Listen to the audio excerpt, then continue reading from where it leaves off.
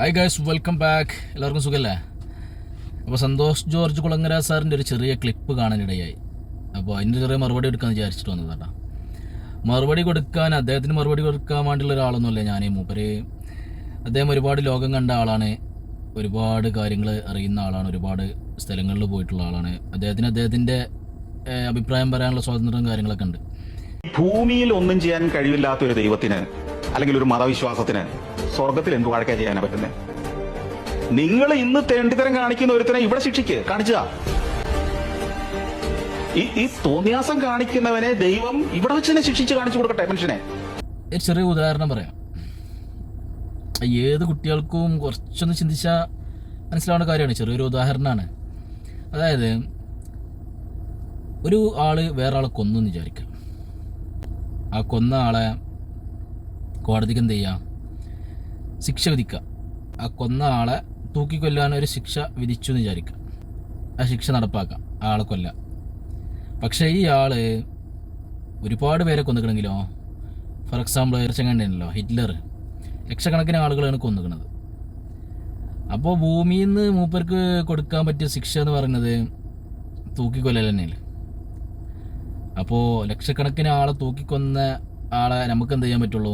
ഭൂമിയിൽ നിന്ന് ഒരു കോടതിക്ക് ഒരു പ്രാവശ്യം തൂക്കിക്കൊല്ലാൻ പറ്റുള്ളൂ അല്ലേ? അപ്പോൾ അവിടെ നീതി എന്നുള്ളൊരു സംഭവം വരുന്നില്ല. ഒരാൾക്ക് പകരം ആ ഒരു വിധി ആവുള്ളൂ, ആ ഒരു നീതി ആവുള്ളൂ. ബാക്കി ലക്ഷക്കണക്കിന് ആളുകൾ അവിടെ കിടക്കുകയാണ് അദ്ദേഹം കൊന്ന.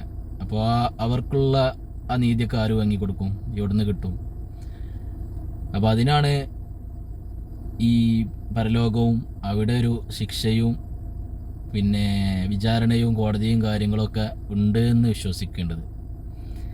അത് സിമ്പിളായിട്ടുള്ള കാര്യമാണ്, നമുക്ക് ഏത് കുട്ടിക്കും മനസ്സിലാക്കാൻ പറ്റുന്ന ഒരു കാര്യമാണ്. ഒരിക്കലും ലക്ഷക്കണക്കിന് ആളുകളെ കൊന്ന ഒരാളെ ഒരട്ടല്ലേ അവിടെ തൂക്കി കൊല്ലാൻ പറ്റുള്ളൂ.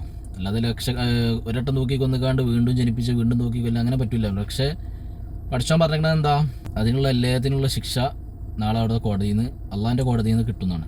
അപ്പോൾ അള്ളാഹ്ക്ക് ഒരാളെ ജീവിപ്പിക്കാനും അറിയാം, മരിപ്പിക്കാനും അറിയാം, ആ മരിച്ചോടത്തു നിന്ന് വീണ്ടും ജീവിപ്പിക്കാനും അറിയാം. അപ്പോൾ ഇതൊക്കെ കേൾക്കുമ്പോൾ ഫാൻറ്റസി ആയി തോന്നെങ്കിലും നമ്മളൊന്ന് മനസ്സറിഞ്ഞ് ചിന്തിച്ചാൽ ഏത് ചെറിയ കുട്ടിക്കും മനസ്സിലാവുന്ന കാര്യമാണത്.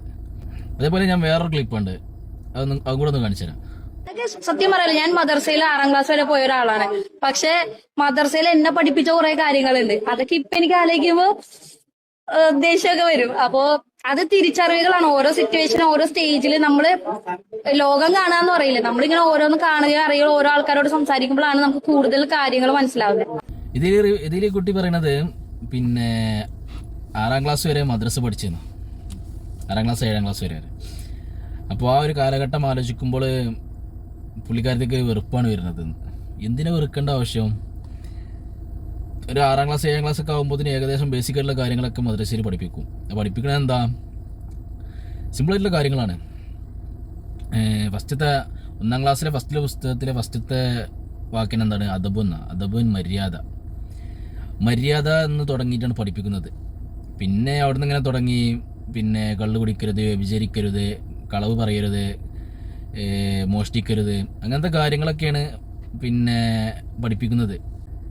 ഈ വെറുക്കാൻ കാരണം എന്താണെന്ന് വെച്ചാൽ ഇത്ര ഡ്രസ്സുകൾ ഇടരുത്, അല്ലെങ്കിൽ കള്ളു കുടിക്കരുത് എന്നൊക്കെ ഒരാൾക്ക് പറയുമ്പോൾ എങ്ങനെയാണ് മതത്തിൻ്റെ കള്ളു കുടിക്കാൻ നമുക്ക് ഭയങ്കര ആഗ്രഹമാണ്, പക്ഷേ മതം പറഞ്ഞിരിക്കുന്നത് കള്ളു കുടിക്കരുത് എന്നാണ്. അപ്പോൾ എന്തായാലും ഇപ്പം നമുക്കൊരു കാര്യം ചെയ്യാൻ ഭയങ്കര ത്വരയാണ്. പക്ഷെ ഒരാൾ വന്നുകൊണ്ട് പറയണത് അത് ചെയ്യരുത് എന്ന് പറഞ്ഞാൽ നമ്മൾ സ്വാഭാവികമായിട്ടും അയാളോടൊരു ദേഷ്യം വെറുപ്പും കാര്യങ്ങളൊക്കെ ഉണ്ടാവും. അതാണ് ഇവിടെ ഉള്ളത്. അത്രേ ഉള്ളൂ. ഇങ്ങനൊരു ചെറിയ മറുപടി കൊടുക്കാമെന്ന് വിചാരിച്ച്, അത്രേ ഉള്ളൂ. Okay, thank you. Please subscribe.